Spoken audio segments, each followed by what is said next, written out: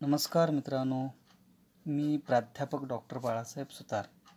आज आपण भाषांतर, रूपांतर आणि अनुवाद यांचा अभ्यास करणार आहोत. आज 19व्या शतकाकडे वाटचाल करीत असताना सर्व देश जागतिकीकरणाच्या धोरणाने बांधले जात आहेत. ज्ञान विज्ञानाच्या देदीप्यमान क्रांतीमुळे अनेक देश विकसनशीलतेकडून विकासाकडे वाटचाल करीत आहेत. अशा प्रसंगी दोन देशातील संपर्क, संस्कृती, वैज्ञानिक सिद्धांत, राहणीमान, व्यवहार अशा अनेक क्षेत्रांमध्ये भाषांतर आपली महत्त्वाची भूमिका बजावत आहे. एका भाषेत व्यक्त झालेले विचार दुसऱ्या भाषेमध्ये व्यक्त करण्याच्या प्रक्रियेला भाषांतर म्हटले जाते. त्यामुळे जागतिक अधिष्ठान एकत्रितपणे प्रस्थापित करण्यासाठी भाषांतर प्रक्रिया अनिवार्यच आहे. या भाषांतराची सैद्धांतिक मांडणी प्रकार आणि क्षमता प्रस्तुत PPTच्या आधारे अभ्यासणार आहोत.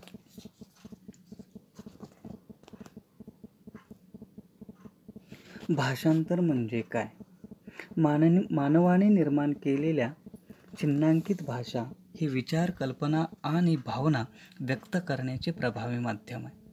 म्हणूनच मानव आदिम अवस्थेतून प्रगत अवस्थेत जाऊ शकला. भाषांतर हा शब्द इंग्रजीतील ट्रान्सलेशन या शब्दाचा पर्याय आहे आणि या इंग्रजी शब्दाचे मूळ रूप लॅटिनमध्ये आहे. ट्रान्स म्हणजे पलीकडे अथवा दुसरीकडे आणि लेशन म्हणजे घेऊन जाणे, म्हणजेच याचा मूळ अर्थ स्थलांतर असा आहे. दुसरीकडे घेऊन जाणे या वाच्यार्थाच्या कालांतराने लाक्षणिक अर्थ रूढ झाला आणि एका भाषेत व्यक्त झालेले विचार दुसऱ्या भाषेत व्यक्त करण्याच्या प्रक्रियेसाठी त्याचे उपयोजन होऊ लागले. खरे तर भाषांतर ही एका भाषेतून दुसऱ्या भाषेत व्यक्त करण्याची प्रक्रिया असली तरी प्रत्येकाची भाषांतरे ही वेगवेगळी असू शकतात, कारण प्रत्येक भाषांतरकाराची पृथकात्मक शैली ही स्वतंत्र असते.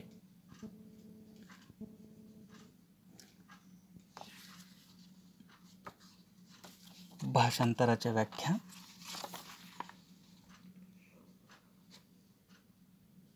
J.C. केटफोर्ड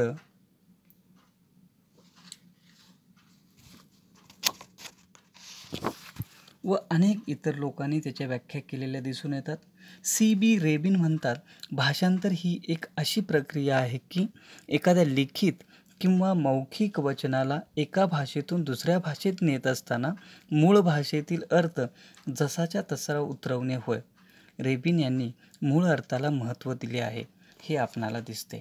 डॉक्टर जॉन्सन म्हणतात, एका भाषेतील अर्थ दुसऱ्या भाषेत नेत असताना मूळ अर्थाला धक्का न लावणे. A.H. स्मिथ असे म्हणतात की भाषांतर करणे म्हणजे एका भाषेतील अर्थ दुसऱ्या भाषेत नेत असताना मूळ अर्थ ठेवण्याचा जास्तीत जास्त प्रयत्न करणे होय.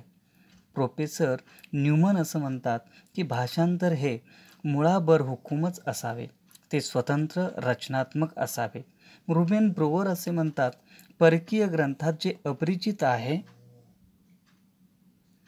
ते आपल्या परिचित शब्दात अशा कौशल्याने मांडावे की प्रारंभी वाटणारी अपरिचित संकल्पना ही आपल्या नेहमीच्या परिचयाची वाटावी. यानंतर विष्णुशास्त्री चिपळूणकर भाषांतराची व्याख्या करताना म्हणतात, भाषांतर करणे म्हणजे जो अर्थ एखाद्या विविक्षित भाषेत असेल तो दुसऱ्या भाषेत उतरविणे होय.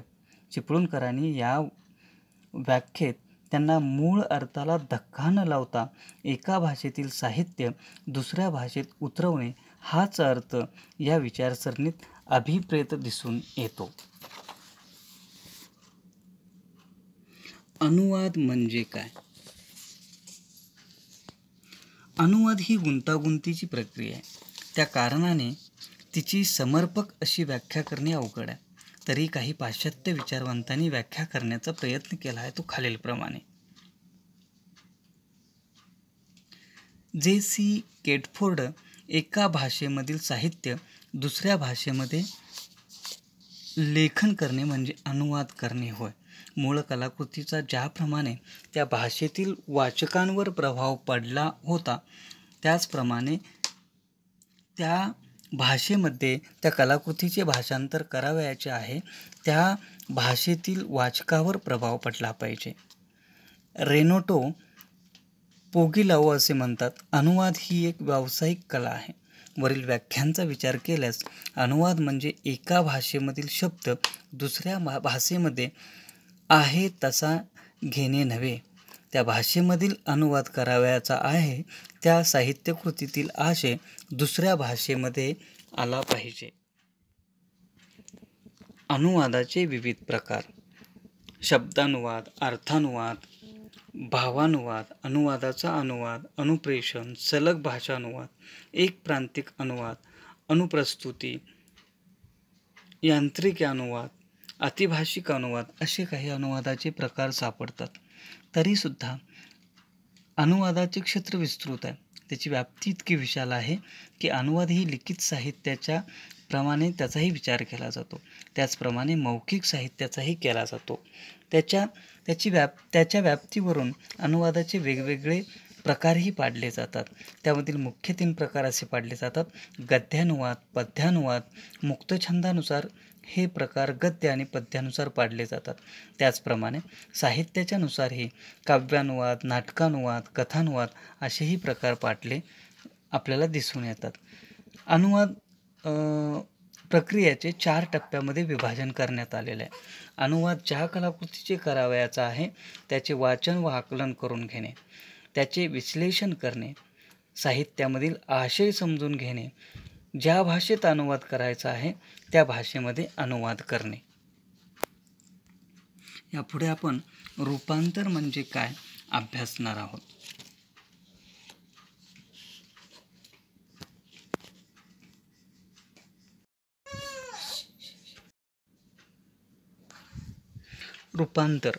रूपांतर 2 प्रकारचे असू शकते. एक भिन्न भाषेतील साहित्यकृतीचे रूपांतर व दुसरे एकाच भाषेतील साहित्यकृतीचे दुसऱ्या प्रकारातल्या साहित्यकृतीत रूपांतर. साधारणतः पहिल्या प्रकारातले रूपांतर प्रचलित आहे. रूपांतर म्हणजे एखाद्या कलाकृतीतील आशयाची दुसऱ्या एका रूपामध्ये केलेली पुनरावृत्ती होय. रूपांतराच्या वेळी करण्यात येणाऱ्या बदलांच्या 4 मिती आढळतात. 1. भाषा तीच पण साहित्य रूपातील बदल. 2. भाषा आणि साहित्य रूप या दोन्हींमधील बदल. 3. भाषा व साहित्य रूपाप्रमाणे मूळ कलाकृतीचा आशय ज्या जीवन घटकातून व्यक्त झाला होता त्या जीवन घटकातून बदल, जीवन रूपातील बदल. 4. मूळ कलाकृतीच्या चिन्ह व्यवस्थेतील बदल. आता आपण भाषांतराच्या श्रेणी पाहणार आहोत.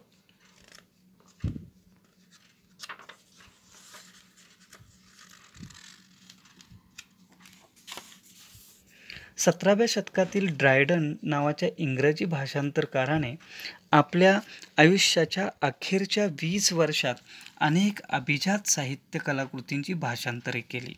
मूळ आशयाच्या लालित्यासह प्रामाणिक व प्रसन्न चित्र रेखाटण्यात तो कुशल होता.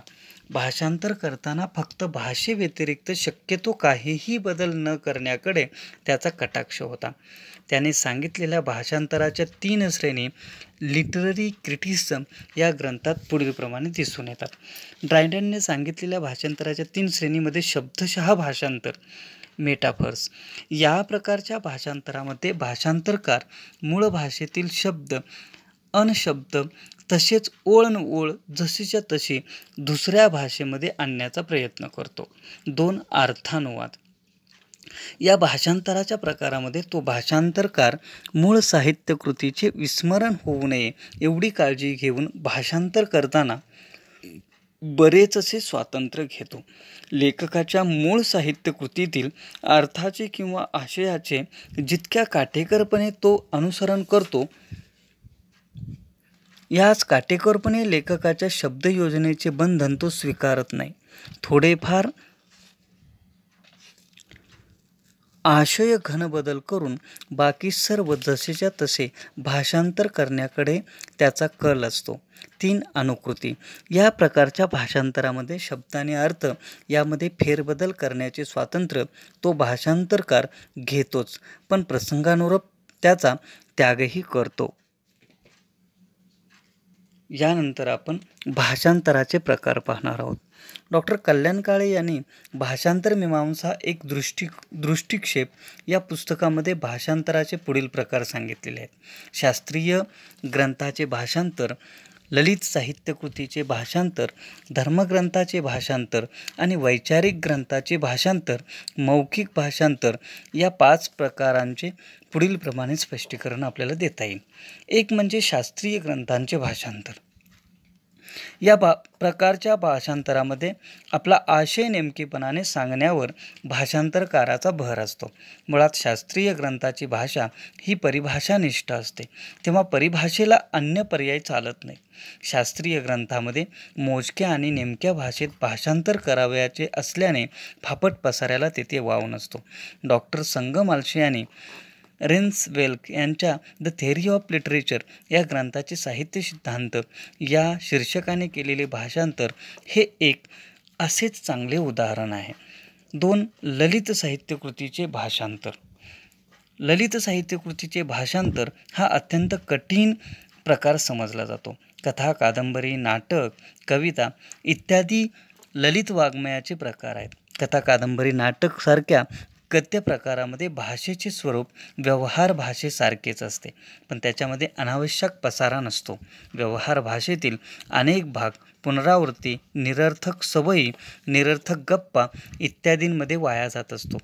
त्यामुळे कमी अवकाशात पुष्कळ अर्थ सांगणारी टोकदार भाषा इथे अभिप्रेत असते.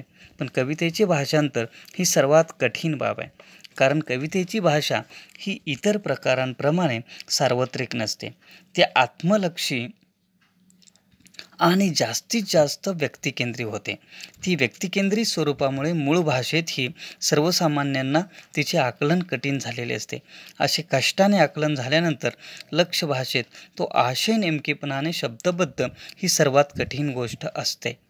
3. धर्मग्रंथांचे भाषांतर. धार्मिक ग्रंथांचे भाषांतर हेही शास्त्रीय भाषांतरा इतके काटेकोरपणाने करावे लागते. वेद, बायबल, कुराण यासारख्या ग्रंथांना मंत्राक्षरांचा दर्जा प्राप्त झालेला असतो. असे भाषांतर करणे हे संवेदनशील मानले जाते, कारण जर ते चुकीचे ठरले तर अनेक भाविक भक्तांच्या रोषाला सामोरे जावे लागते. 4. वैचारिक ग्रंथांचे भाषांतर. वैचारिक ग्रंथांचे भाषांतर देखील शास्त्रीय भाषांतराच्या जवळ जाणार आहे. या भाषांतरात परिभाषेचा वापर कमी असतो, पण वैचारिक ग्रंथाची एक स्वतंत्र प्रगल्भ भाषा असते. त्यामुळे लक्ष भाषेत जी भाषांतरित करता आली पाहिजे या प्रकाराच्या ग्रंथाची भाषा अवाहक असते. तिच्यात वक्तृत्व गुणाला अवकाश असतो. भाषांतरकाराला लक्ष भाषेत अशा प्रकारच्या भाषेची प्रतिनिर्मिती करता येणे महत्त्वाची असते. 5. मौखिक भाषांतर. या प्रकाराला मौखिक भाषांतर, दुभाषांचे भाषांतर, शीघ्र भाषांतर, साक्षात भाषांतर, समकालीन भाषांतर, अव्यवहित भाषांतर इत्यादी अनेक नावांनी ओळखले जाते. ज्याची भाषा आपल्याला समजत नाही आणि आपली भाषा ज्याला समजत नाही अशा व्यक्तींशी बोलण्याचा प्रसंग आला असता आपण दुभाषाचे सहाय्य घेतो. अशा प्रकारे भाषांतराचे वेगवेगळे प्रकार सांगता येतात. आता आपण आदर्श भाषांतरकार किंवा आदर्श भाषांतरकाराच्या क्षमता कसोट्या अभ्यासणार आहोत. भाषांतर करणे ही प्राय तारेवरची कसरत असते. भाषांतर करताना त्या भाषांतरकाराला लक्ष आणि स्रोत या दोन्ही भाषांचे अद्ययावत ज्ञान असणे गरजेचे आहे, कारण दोन्ही भाषांच्या आत्मपरिचयाशिवाय ते भाषांतर अभ्यासक व वाचक यामध्ये सहज वाचनीय होऊ शकत नाही. त्यामुळे असे आदर्श भाषांतर होण्यासंदर्भात पुढील 7 कसोट्या सांगितल्या जातात. भाषेचे अद्ययावत शास्त्रीय ज्ञान असणे आवश्यक आहे. सातत्यपूर्ण आणि काळजीपूर्वक वाचन आवश्यक आहे. ऐतिहासिक, पौराणिक तसेच सांस्कृतिक संदर्भाची माहिती असणे आवश्यक आहे. शब्दसंग्रह आणि शब्दकोश हाताळण्याची सवय असणे महत्त्वाचे असते. अभिव्यक्तीसाठी शैलीही आवश्यक असते. मूळ साहित्यकृतीच्या शैलीनुसार अनुवाद करणे आवश्यक आहे. भाषेची सांस्कृतिक पार्श्वभूमी लक्षात घेणे आवश्यक आहे. आपण आता समारोपाकडे वळतो आहोत. समारोप एका भाषेत व्यक्त केलेले विचार दुसऱ्या भाषेत व्यक्त करण्याची प्रक्रिया म्हणजे भाषांतर असं आपल्याला म्हणता येईल. भाषांतर करण्याची प्रक्रिया समांतर पातळीवरील असली तरी प्रत्येकाची अभिव्यक्त करण्याची शैली स्वतंत्र असते. ड्रायडनने सांगितलेल्या एक शब्दशः अर्थानुवाद आणि अनुकृती या 3 श्रेणींमुळे भाषांतराची प्रक्रिया सुलभ बनलेली दिसून येते. भाषांतराचा सैद्धांतिक पातळीवरील विचार करताना आपल्याला भाषांतर हे वाचनीय आणि सुलभ होण्याच्या दृष्टीने आदर्श भाषांतरकाराच्या सांगितलेल्या क्षमता अंगीकारणं आवश्यक असतं. भाषांतर हे एक प्रकारचे वेषांतर असते. प्रत्येक देशाच्या संस्कृती आणि प्रकृतीप्रमाणे त्याचे बदल संभवत असतात. धन्यवाद मित्रांनो.